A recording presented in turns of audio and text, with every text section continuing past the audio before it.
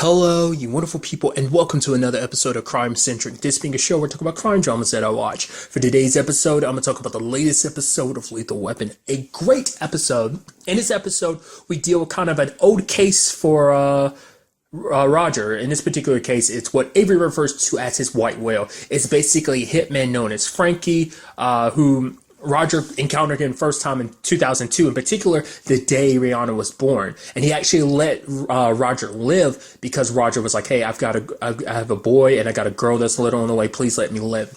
And he did. But it seems like there's a new crime that takes place. It's a mobster who got killed, but he was a mobster that kind of went clean. All of the signatures look like it's Frankie. And then lo and behold, Roger ends up crossing paths with him. But apparently it's not Frankie. He was actually set up when it came to this crime. Obviously, initially, Roger doesn't want to believe him because it's like, well, he's a long-time hitman. And obviously, he's like, Roger's been chasing him for such a long time. But after everything kind of comes together, he kind of finally realizes, that is the case. He was set up. And I do love that whole, him peeing in front of Roger like that because it's like, oh, yeah. It's like, oh, it comes down to this, it has to come to an end or something like that. And it starts, I heard the sound, I was like, what does he know? I was like, is he pissing on Roger's gun or something? I was like, no, he's just peeing in general.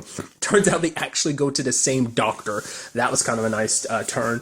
But I appreciate later on, Roger Riggs is like, how can you believe him? The man peed in front of you. Avery's like, what? He peed on Roger? It's like, no, he peed in front of him. He's like, oh, okay. To assert dominance? Huh. I love that that's where Avery's mind went to.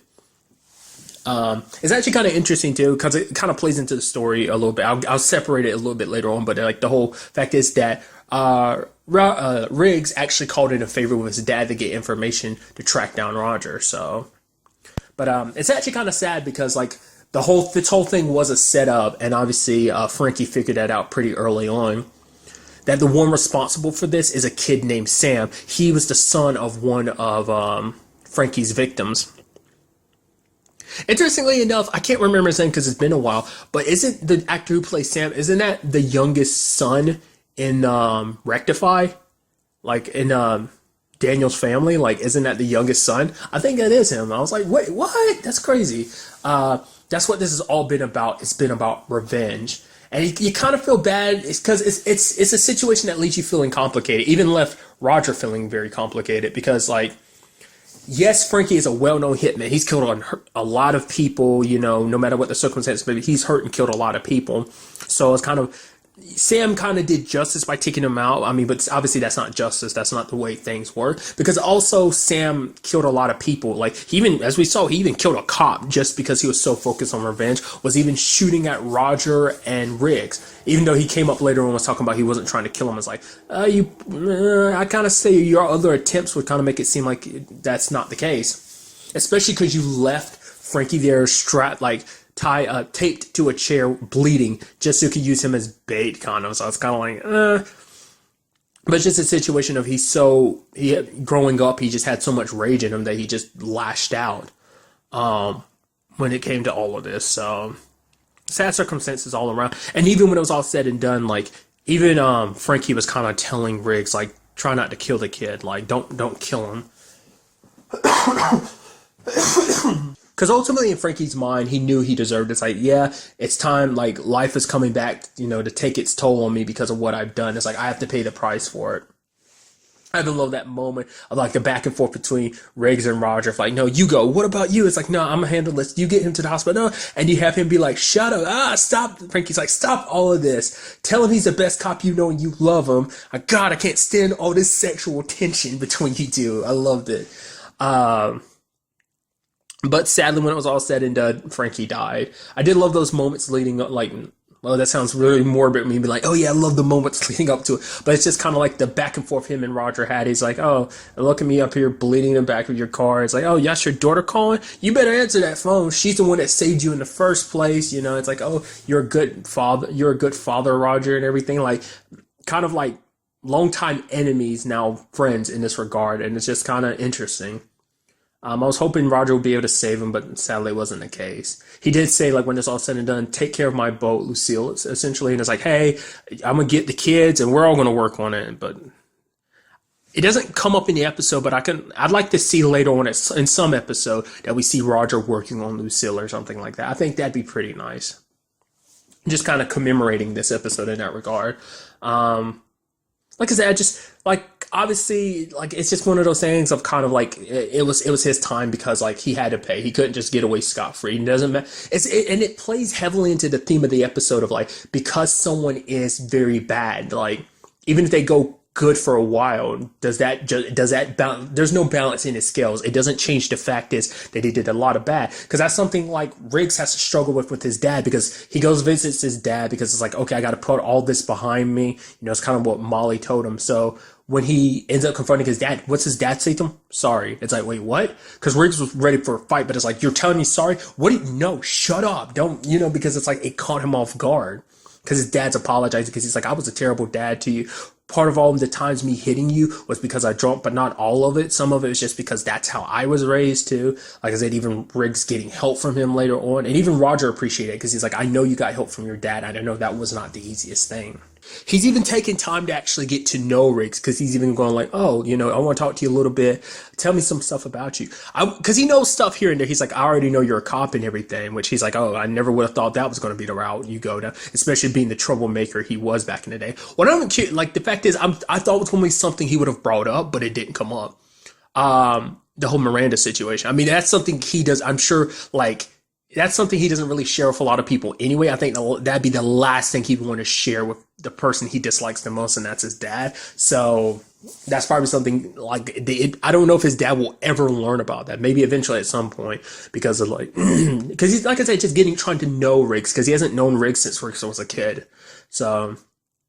And obviously, people attack him. The fact is that he defended himself like that. Yes, it was self-defense, but the way he was kind of going about it kind of made me go, I don't know. Because the way he didn't just walk away or something, like he kept kicking them when they're down, kind of made me go, yeah, but he's got an angry streak in him. It's like, well, that kind of seems like that runs in the Riggs bloodline, because Riggs kind of has that, like, anger streak in him too. Because even like Cahill, like upon hearing all this, is kind of like, hey, you don't have to talk to your dad, or you can. That's all up to you. The fact of the matter is, at some point, you just gotta let it go. All this, like, all that anger you're having built up, or you just won't be able to go off and just have your happy life. Even Briggs kind of jokes, is like, well, he's got to die at some point, right?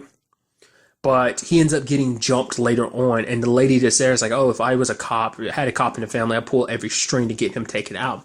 And to me, that's the ultimate dilemma with this, because it's like, part of me thought from the very beginning, it was like, his dad's being all sappy like that because he wants something from Riggs. He's going to pull Riggs in with the sympathy and stuff like that. And then the moment he gets his way, he's going to like come in, call him for a favor. But then like as the episode progresses, like maybe he's legitimately trying. But that's the thing, when it's all said and done, like, can Riggs let go of just those years growing up dealing with his dad? His dad wasn't always a monster. He was. It's just because circumstances led him. Like his mom ended up keeping his dad in check to kind of kept, I'm sure that was always there, but it was kept in check by his mom. With her gone, his dad just kind of fell off the edge and kind of turned into the monster that he was. So can Riggs look past all of that and help out his old man? Like, even though they're not on the best of terms, that is still your dad. And that's that complicated situation that I've talked about in other stuff. It's like, no matter what, you do get one parent in your life. Like, you get your one dad, your one mom. You might not have like the best relationship with them, but there's that thing that you just can't, like I said, because at one point in time, he was a loving dad. He wasn't always the piece of crap that he is. And he's actually trying, this like, seems like these situations are like Riggs' first interactions with his dad, subsequently, since his dad probably got, sent to jail or whatever. Ended up bringing up the whole fact is that the dog thing was an accident.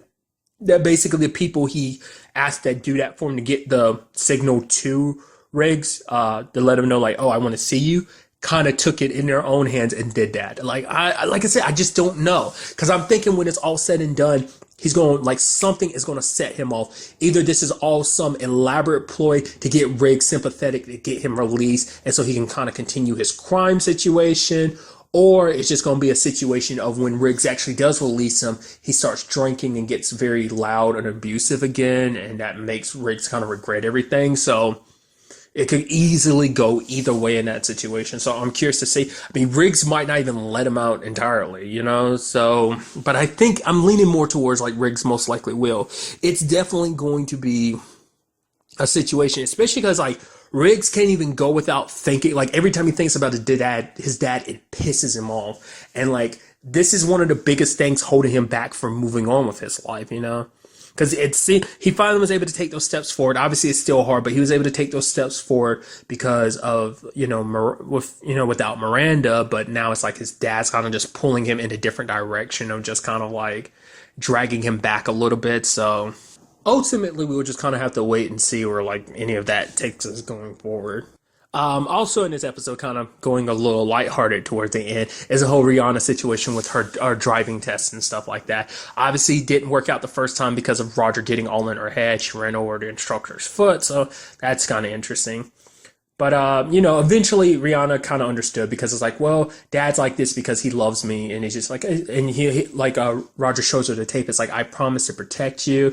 You know, I might go a little crazy, but that's just because you're my baby girl. It's like, I kind of understand too, because I'm not really big into cars. Like cars make me uneasy, even if I'm driving or even if I'm in the passenger seat. I just don't like it. I don't know, just a weird, like I get weird when it's in cars. They just make me a little uncomfortable in general.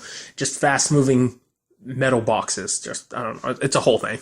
But from a dad perspective, it's like, you're my baby girl, so I'm going to do whatever I can to protect you. But Rihanna has to remind him, it's like, I'm almost 17, so no. It's actually kind of it fits with the whole storyline, because obviously it's like, obviously like I was talking earlier about the whole like Frankie situation, so it's like he would circle back into Roger's life literally like 16 years later.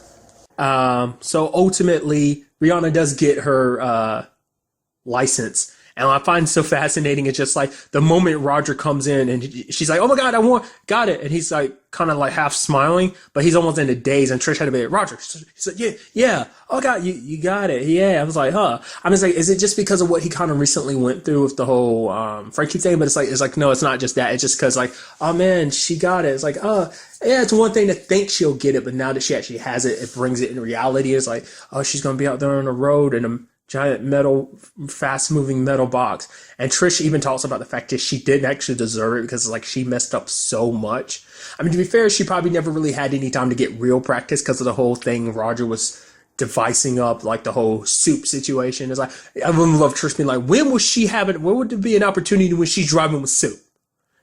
When, like, legitimately tell me when there would be a situation like that. So like I said, just trying to end this whole situation off on a slightly, more lighthearted tone. So, like I said, a great episode. Very interested to see what the next episode has in store, and continue. Most likely going to probably continue this whole like Riggs and his dad situation. But really, that's all I want to talk about in this episode. Till the next time we meet, be happy, be safe, live life to the fullest, and enjoy it.